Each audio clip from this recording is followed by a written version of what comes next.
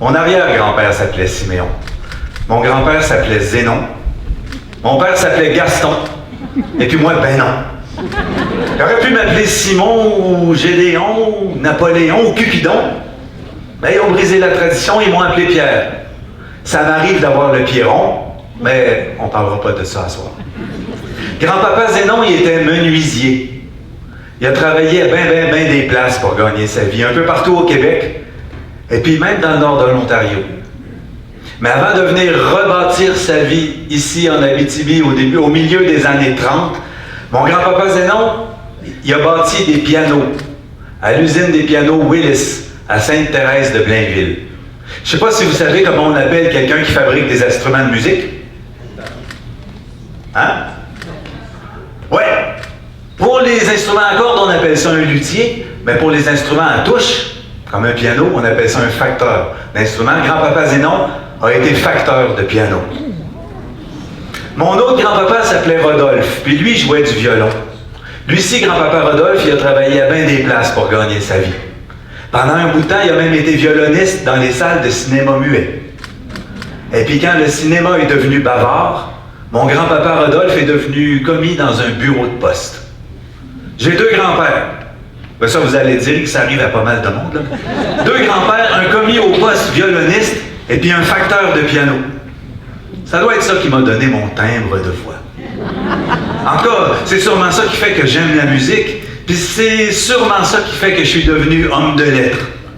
J'ai été facteur pendant 30 ans. 30 ans à me promener sur la rue, sur les trottoirs, puis à jaser avec vous autres sur le balcon de vos maisons. 30 ans à regarder aux alentours puis à voir ce qui se passe aussi. J'ai travaillé à Amos, j'ai travaillé à Vancouver, puis j'ai travaillé à Rouyn-Noranda. L'histoire que je vais vous raconter là, ça s'est passé dans une de ces trois villes-là, mais je ne vous dis pas laquelle.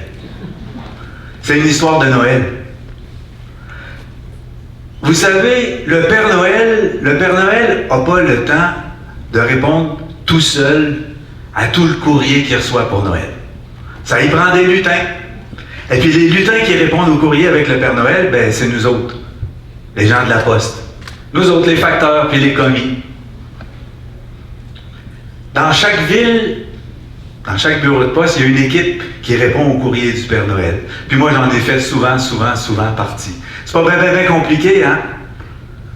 On lit la lettre, et puis si c'est une lettre normale, un petit gars qui dit qu'il a été bien sage, ben des fois, c'est pas normal, ça. Un petit gars qui dit qu'il a été bien sage, ou une petite fille qui dit qu'elle va laisser un verre de lait avec un biscuit, ben, on fait juste écrire le nom de l'enfant avec son adresse sur l'enveloppe. Il y a 3 ou 4 types de lettres, pour pas qu'il y ait 3 ou 4 lettres pareilles qui arrivent dans la même maison. Mais ça arrive que le Père Noël, il reçoit du courrier un peu spécial. Il y a des adultes qui écrivent au Père Noël et qui demandent des drôles d'affaires. Mais il y a aussi des lettres qui sont assez touchantes.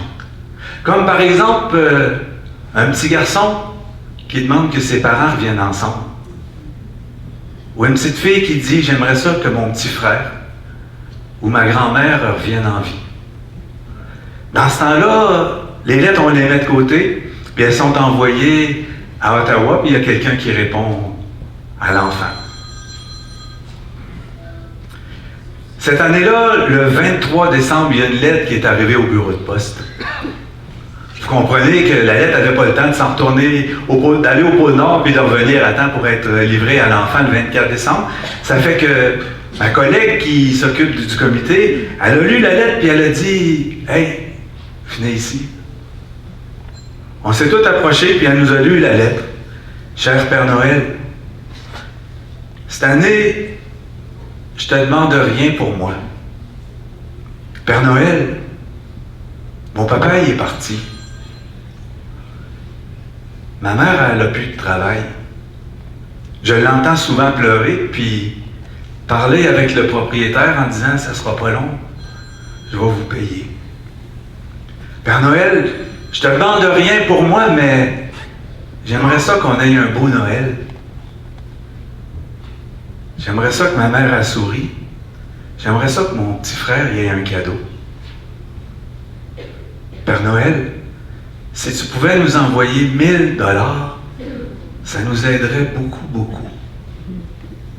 Puis c'était signé, je vous dis pas qui parce que c'est un secret professionnel. On va l'appeler Totoche.